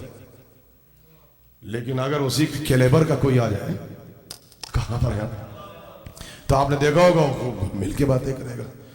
تو عزیزان گرامی، قرآن ہمارے ہاتھوں میں ہے اور 2-4 چھوٹی موٹی باتیں ہم سے کر بھی لیتا ہے۔ یہ تو قرآن کا اخلاق علمی ہے کہ ہم جیسے جاہلوں کو بھی منہ لگا لیتا ہے۔ ارے کہاں ہے آپ؟ یہ تو قرآن کا اخلاق علمی ہے کہ یہ ہم جیسے جاہلوں کو بھی منہ لگا لیتا ہے، اور 2-4 چھوٹی موٹی آیتیں پڑھ کے اس کا مطلب نکال بھی لیتے ہیں۔ اقیموا الصلاۃ کی نماز پڑھو، آتوا الزکوٰۃ والزکوٰۃ دو، یہ 2-4 آیتیں پڑھ کے سامنے کا ظاہر کا مطلب نکال بھی لیتے ہیں۔ لیکن اگر میں یہ چاہوں کہ آج قرآن لے کے بیٹھ جاؤں اور گھنٹہ 2 گھنٹہ 4 گھنٹہ قرآن مجھ سے باتیں کرے، تو مجھ سے باتیں نہیں کرے گا۔ وہ سراپا علم ہے، وہ طہارت ہے، ہدایت ہے، نور ہے، اعجاز ہے، میں سراپا جہل ہوں۔ لیکن اگر اسی کے کیلیبر اور معیار کا کوئی آ جائے، آپ سنیے، میں قرآن پڑھ کے سنا رہا ہوں آپ کو، اگر اسی کے اسٹیٹس کا کوئی آ جائے تو ہم نے دیکھا کہ قرآن نے دل کھول کے باتیں کی، اور گھنٹہ 2 گھنٹہ نہیں، مسلسل وہ قرآن ان سے بول رہا ہے، وہ قرآن سے بول رہے ہیں، اور صحابہ کرام کے سامنے باتیں کی، مگر چونکہ علمی باتیں تھی وہ تو سمجھ میں نہیں آئے۔ بدے کے وقت ایسی سے گزر گیا، مجھے یہی وقت دیا گیا تھا، اس سے زیادہ میں نہیں پڑھ سکتا۔ بھائی اس کا جواب یہاں سے سن لیجئے کہ آپ صحابہ کرام بیٹھے اور قرآن اور اہل بیت سے باتیں کر رہا ہے، اور اہل بیت قرآن سے باتیں کر رہے ہیں، مگر علمی باتیں ہیں، مگر سمجھ میں نہیں آ رہی۔ اگر آپ کو یقین نہ ہو تو واقعہ آپ نے 1000 مرتبہ سنا ہے کہ 2 عورتیں آ گئی تھی لڑتی ہوئی مولا کے پاس، اور ایک کے پاس لڑکا تھا اور ایک کے پاس لڑکی تھی، اور دونوں کہہ رہی تھی لڑکا ہمارا، اور کوئی ایکسیپٹ نہیں کر رہا تھا کہ لڑکی ہماری۔ بہت تیزی کے ساتھ میں نتیجہ نکال کے آپ کی خدمت میں، مولا کی خدمت میں آئے۔ پہلے تو مولا بہت سمجھاتے رہے، وہ اس مدرسے سے پڑھ کے آئی تھی جہاں سکھایا جاتا ہے میں نہ مانوں۔ جب بہت دیر ہو گئی تو مولا نے پریکٹیکلی فیصلہ کیا، کمبر ذرا ترازو لے آؤ، کمبر بانٹ لے آؤ، وہ بوٹل سے لے آؤ شیشے کی، اور دونوں عورتوں کو عورتوں کے جھرمٹ میں بھیج دو۔ میں اس واقعے کو وضاحت سے پیش نہیں کر سکتا، بھئی اتنا کافی ہے، اور ان سے کہنا جو بچوں کی غذا ہے وہ اس بوٹلز میں آئے، مگر کمبر پہلے بوٹل کا وزن کر لینا، جب ایمٹی ہو وزن کیا، دونوں کا وزن برابر، جھرمٹ میں گئی خواتین کے، واپس آئی اس میں غذا، اب جو وزن کیا ایک کا وزن زیادہ ایک کا کم۔ مولا نے پریکٹیکلی فیصلہ کر کے کہا جس کا وزن زیادہ اسے بیٹا دے دو۔ ارے کہاں ہے؟ جس کا وزن کم ہے اسے بیٹی دے دو. جیسے ہی پریکٹیکلی فیصلہ کیا وہ عورتیں جو آئی تھی کہ میں نہ مانوں فوراً مان گئی. کالی آپ کا فیصلہ حق ہے, بیٹا ہمارا. اس نے کہا بیٹی میری, اور یہ کہہ کے چپ چاپ چلی گئی. وہاں تو فیصلہ ہو گیا, صحابہ کرام میں دوسرا جھگڑا شروع ہو گیا. کچھ ایسے بھی تو ہوتے ہیں جو نہ لینے میں نہ دینے میں, لیکن جب تبرک بڑھتا ہے تو کہتے ہیں میں کوئی رہ تو نہیں گیا, تاکہ پتہ چل جائے کہ انتظامات میں ان کا بھی حصہ ہے. تو ایسے افراد پسب رسالت میں بھی تھے جو چاہتے تھے کہ تاریخ جاگ رہی. وہ فیصلہ ہو گیا, قضیہ ختم ہو گیا, وہ چلی گئی. پریکٹیکلی فیصلہ وہاں اچھے بیٹھے ہوئے تھے, انہوں نے سر اٹھایا. اب سنیے, کہنے لگے یا علی, یہ آپ نے فیصلہ کہاں سے کر دیا, یہ آپ نے کہاں سے کر دیا. اب جواب سنیے کیا کہا. کہنے لگے کیا رسول بتا گئے تھے, کیا آپ سے تو کچھ زیادہ آتا واتا نہیں, اتنا آتا جتنا پروفٹ نے رسول نے بتا دیا. کیا رسول نے بتایا تھا؟ انہوں نے بالکل سر جھٹکا اور بڑے عجیب سے انداز میں کہنے لگے نہیں, رسول نے تو نہیں بتایا تھا. کیا پھر آپ نے فیصلہ کہاں سے کیا؟ اب سنیے, مسکرا کے کہنے لگے میں نے قرآن سے فیصلہ کیا ہے. کہاں آیا, میں نے تو قرآن سے فیصلہ کیا ہے. وہاں پرابلم کھڑی ہو گئی. وہاں جتنے بیٹھے تھے اتفاق سے سارے حافظ قرآن. جیسے ہی کہا قرآن سے فیصلہ, انہوں نے جلدی جلدی فاسٹ فارورڈ کر کے اور قرآن کو یوں پڑھ کے کرنا شروع کیا جو آج سلسلہ چل رہا ہے, اور کہنے لگے قرآن پڑھ کے بسم اللہ الرحمن الرحیم. وہ کون سی آیت ہے جس میں بوٹل کا تذکرہ, وہ کون سا سورہ ہے جس میں ترازو کا تذکرہ آیا, وہ کون سا سورہ جس میں 2 عورتیں آئی ہیں, وہ کون سا سورہ جہاں عورتوں کو پس پردہ بھیجا جا رہا ہے. اب کوئی ایسی آیت ہوتی تو نظر آتی. اب سنیے آپ, یہ بہت بڑے سوال کا جواب آپ کو دے دیا کہ کہاں لکھا ہے قرآن میں. اب ایسی آیت ہوتی تو نظر آتی. اب جب پڑھ لیا اور اتفاق سے سارے حافظ قرآن, خیالی آپ نے تو تھکا دیا, پورے 30 سپارے پڑھوا دیا آپ نے. ایسی کوئی آیت قرآن میں نہیں, ایسی کوئی آیت نہیں. کہنے لگے دیکھ لو, پھر میں نے تو قرآن سے ہی کیا. کہا نہیں علی قرآن میں نہیں ہے, پورا قرآن ہم نے پڑھ لیا, ایک سے بڑھ کے ایک. ماشاءاللہ, جیسے میدان میں دوڑتے تھے ویسے قرت میں بھی دوڑتے تھے. کہا علی آیت نہیں ہے. کہا آیت ہے, میں نے قرآن سے پوچھا ہے, مجھے قرآن نے بتایا ہے. اب سر جوڑ کے بیٹھ گئے کہ علی پھر تو بتا ہی دیں, چونکہ مشکل کشا آپ ہی ہیں. کہا وہ تم نے وہاں قرآن پڑھا ہے, وہ آیت پڑھی ہے کبھی کبھی کہ جب غذا کا مسئلہ آتا ہے, رزق کا اور میراث کا مسئلہ آتا ہے, تو عورت کو, لڑکی کو سنگل دیا جاتا ہے, لڑکے کو ڈبل دیا جاتا ہے. اتفاق سے یہ آیت تو سارے مردوں کو یاد تھی. ہمارے یہاں پر بھی جس کو وضو نہیں آتی اس کو آیت یاد ہے کہ میراث میں میرا ڈبل, بہن کا سنگل. یہ سب کو یاد ہے, تو ظاہری بات ہے. کہنے لگے علی یہ تو بالکل سامنے کی بات ہے. کہنے لگے پھر یہ بھی تو سامنے کی بات ہے. کہا وہ کس لیے؟ کہا جب اللہ نے وہاں غذا میں زیادہ حصہ رکھا ہے تو یہاں بھی تو اللہ نے غذا میں زیادہ حصہ رکھا.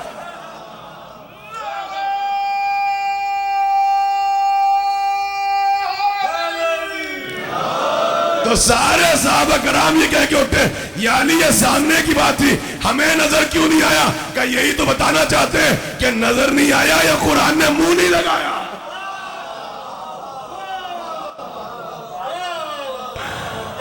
آپ جی آپ سلامت رہے.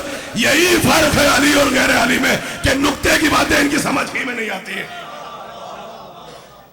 آپ سنیے, تو میرا موضوع قرآن تھا. میرے بزرگ بیٹھے ہیں یہاں پر جو حوصلہ افزائی فرماتے ہیں, مجھے اپنی دعاؤں کے ساتھ رکھتے ہیں. بچے اور نوجوان بیٹھے ہیں, سنیے یہ واقعہ. ابا خدا میں نے اس لیے نہیں پڑھا, وقت نہیں تھا کہ اس واقعے کو آپ نے نہیں سنا. اب جتنے بچے بیٹھے ہیں انہوں نے بھی ہزاروں مرتبہ اس واقعے کو سنا ہے. پھر میں نے پڑھا کیوں؟ سبب ہے بیک گراؤنڈ.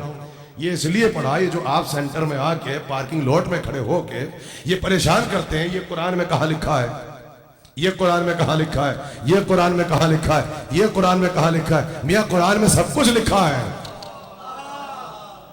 لیکن ان آنکھوں سے کچھ نظر آتا ہے, کچھ نظر نہیں آتا. جیسے قرآن میں صاف صاف تھا, مگر جب تک علی نے جو راسخون فی العلم تھے, جب تک پریکٹیکلی نکال کے دکھا نہ دیا, تو جب صحابہ کی سمجھ میں نہ آیا تو آپ کو کیا نظر,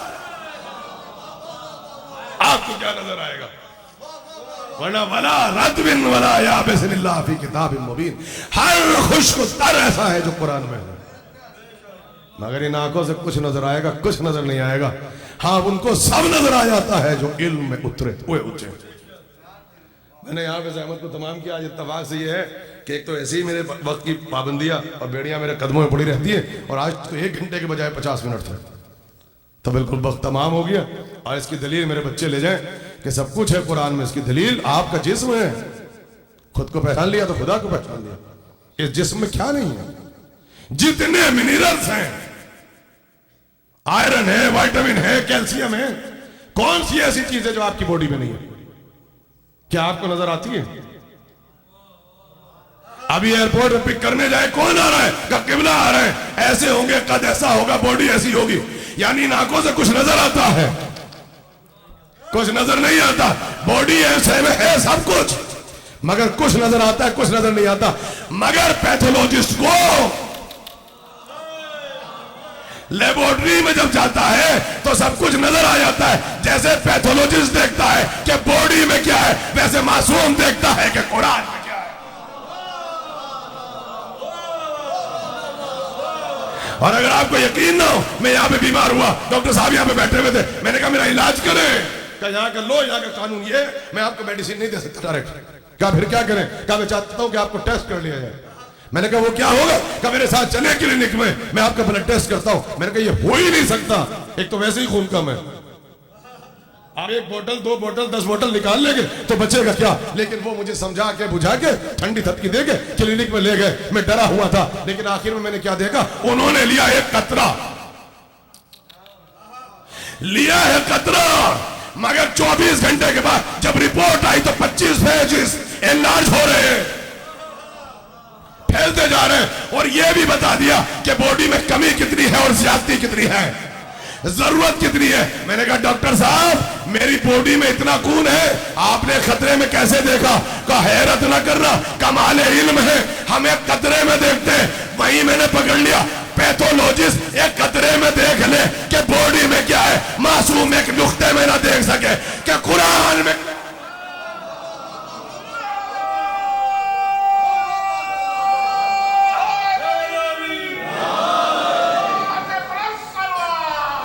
بس میرے عزیزوں, جیسے پیتھولوجسٹ ایک خطرے میں دیکھتا ہے کہ باڈی میں کیا ہے, ویسے معصوم ایک نقطے میں دیکھتا ہے کہ قرآن میں کیا ہے. یہ کمال علم ہے, حیرت نہ کرنا ورنہ تمہارے دماغ پہ حیرت ہوگی. تو اس جسم میں سب کچھ ہے, کچھ نظر آتا ہے, کچھ نظر نہیں آتا. قرآن میں سب کچھ ہے, کچھ نظر آتا ہے, کچھ نظر نہیں آتا. معصوم علم امامت سے دیکھ لیتا ہے کہ قرآن میں کیا ہے, قرآن میں کیا ہے. بس عزیزو, میرا وقت مکمل ہو چکا ہے, 5 منٹ بچے ہیں. اسی مصائب بھی قرآن کو بھی نیزوں پہ بلند کیا گیا ہے, یہ تاریخ ہے. اور جو قرآن کے ساتھی ہیں ان کے سروں کو بھی نو کے نیزے پہ بلند کیا گیا. قرآن کو بھی جلایا گیا ہے, اور جو قرآن کے ساتھی ہیں, جو قرآن کے ساتھی ہیں ان کو بھی جلایا گیا, ان کے بھی خیموں میں آگ لگی. آج یہ جو شب بیداری کی خاص مجلس ہے, تھوڑی سی اس کی آواز بڑھا دیں تاکہ مصائب پڑھ سکوں. یہ جو شب بیداری کی مجلس ہے, اس میں ہر سال حضرت عباس کے مصائب پڑھے جاتے ہیں بڑے اختصار کے ساتھ. بس ایک تصور ہے جو ہمارے بزرگ علماء پڑھا کرتے تھے, اس کو سنیں. دیکھیے بالکل جب مصائب بھی سنیں تو نفسیات کو وسیلہ بنائیں. ہم میں سے کون ایسا ہے جس نے کسی کا غم نہیں اٹھایا؟ سب نے کسی نہ کسی کا غم اٹھایا ہے. مگر آپ نے دیکھا کہ جب اطلاع آتی ہے, آپ ہند سے ہو, پاکستان سے ہو, تو ہوتا کیا ہے کہ پہلے جاتے ہیں گھر والوں کے پاس, تعزیت ہوتی ہے, محلے والے آتے ہیں, رشتہ دار آتے ہیں, اور جب سب چلے جاتے ہیں تو پہلا سوال ہوتا ہے کہ جب والدہ کا آخری وقت تھا کیا ہمیں یاد کیا؟ جب بابا دنیا سے سدھارے تو ہمارے لیے کچھ میسج دیا؟ کیا اس کے لیے آپ کو روایت کی ضرورت ہے یا نفسیات کا تقاضا ہے؟ وہی سنیے آپ جس کو مجھے پڑھ کے سنانا ہے. یہ جو روایتیں کہتے ہیں کہ وہ عباس کا گھوڑے پہ سوار ہونا, وہ مشکیزے کا علم سے باندھنا, دیکھیں کتنی تیزی سے پڑھوں گا, وہ فرات کے کنارے, وہ فرات کے اندر گھوڑے کو اتارنا, وہ مشکیزے میں پانی کا بھرنا, وہ تیر کا چلنا, وہ مشکیزے کا چھدنا, وہ عباس کے بازوؤں کا قلم ہونا, وہ سر پہ گرز کا لگنا, وہ آنکھ میں تیر کا لگنا, وہ دوسری آنکھ میں خون کا جمع ہونا, وہ عباس کا گھوڑے سے زمین پہ آنا، وہ اپنے آقا کو سلام کرنا، وہ حسین کا فرش زمین پہ گرنا، میں نے اپنی زندگی میں اس سے تیزی سے زیادہ میں نے حضرت عباس کی شہادت نہیں پڑھی. بس گئے بھائی کے لاشے پر اور بھائی کا عالم لیا اور در خیمہ پہ آ گئے اور آگے جناب فضہ سے کہا یہ بتاؤ علی کی بیٹی زینب کہاں ہے؟ سمیٹ دیے مصائب. جناب فضہ نے کہا کہ جہاں علی اصغر گہوارے میں بے ہوش پڑا ہے وہیں گہوارے کے قریب ثانیہ زہرا بیٹھی ہیں. عباس کا عالم لیا، زینب کے خیمے میں گئے. بہن نے بھائی کا عالم بھائی کے ہاتھ میں دیکھا، بہن سمجھ گئی میرا بھائی مارا گیا.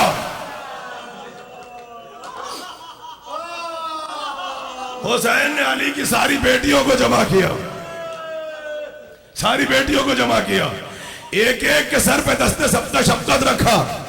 یہ آخری تعزیت ہے جو بھائی نے بہنوں کو دی ہے. بہت گریہ ہوا ہوگا، بڑا ماتم ہوا ہوگا. کہتے ہیں جب کچھ افاقہ ہوا، ہم نے اپنے اساتذہ سے سنا، کہا کہ جب کچھ افاقہ ہوا، جب بیویاں چلی گئیں تو زینب نے بھائی سے پوچھا تھا کہ جب بھائی کے لاشے پہ پہنچے تو کیفیت کیا تھی، میرے عباس کا حال کیا تھا. تو یہ جو روایات آپ تک پہنچی یہ محضر شہادت حسین نے پڑھ کے بہن کو سنایا.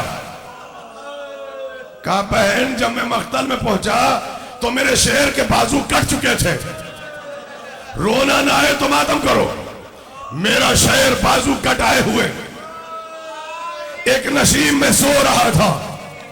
وہ شہادت پہ بابا کا وارث بنا، اس کے سر پہ گرز لگا تھا، اس کی آنکھ میں تیر لگا تھا، اس کی دوسری آنکھ میں خون جمع تھا.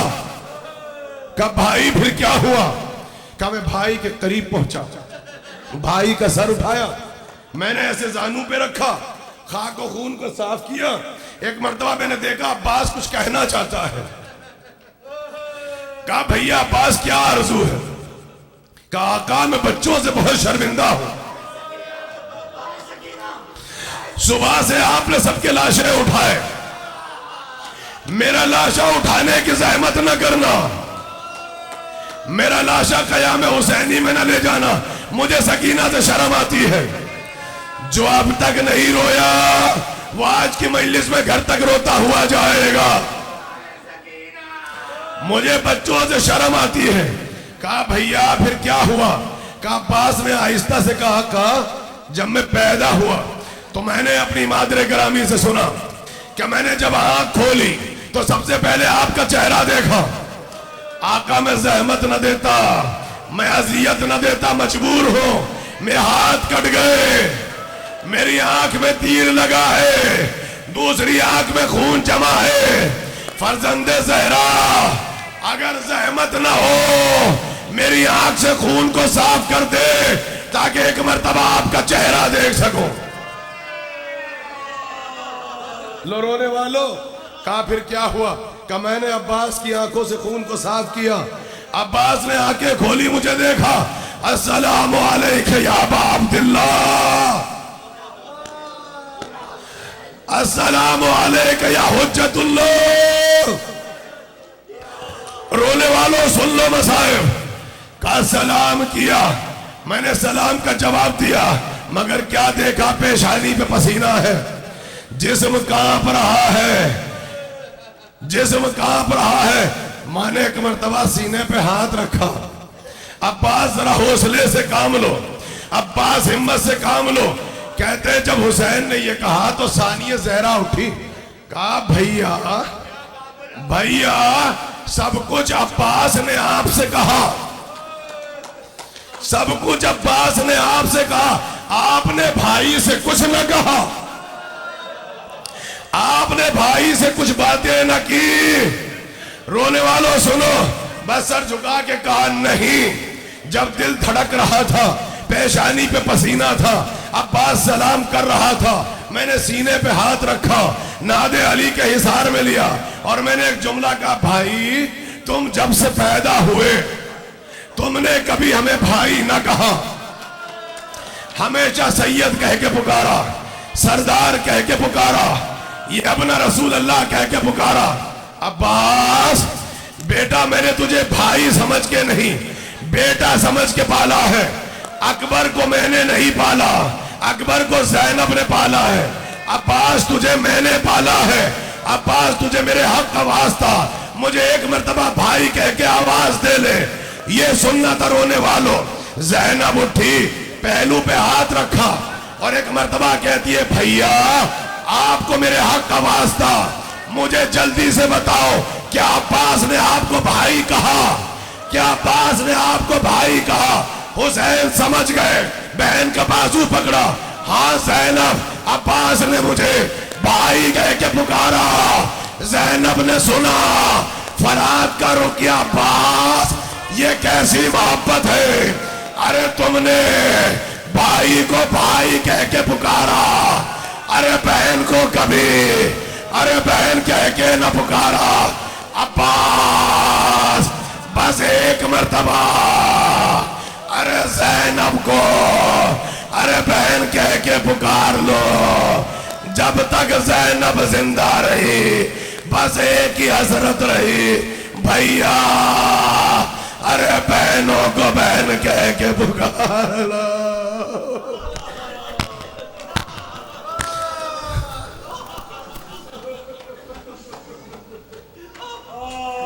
آپ تشریف رکھیے۔ خواتین و حضرات مجلس ختم ہو چکی ہے۔ آج شب غم ہے، شب بیداری ہے۔ انجمن ذوالفقار حیدری کی جانب سے اور ادارہ جعفریہ کے تعاون سے یہ 33ویں شب بیداری ہے۔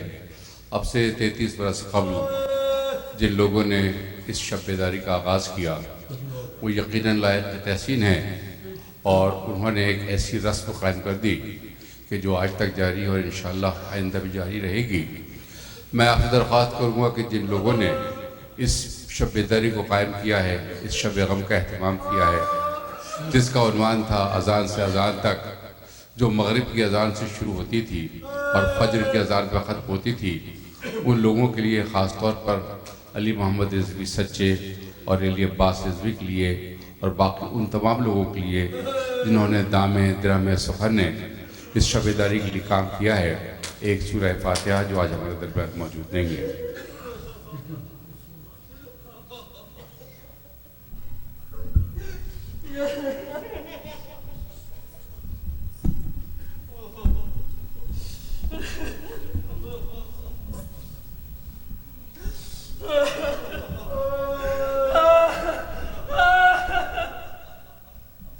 صلوات بر محمد وآل محمد۔ اور خواتین و حضرات جو لوگ اس کام کر رہے ہیں ان کے لیے ایک صلوات بآواز بلند پڑھیے تاکہ ان کی حوصلہ افزائی ہو سکے۔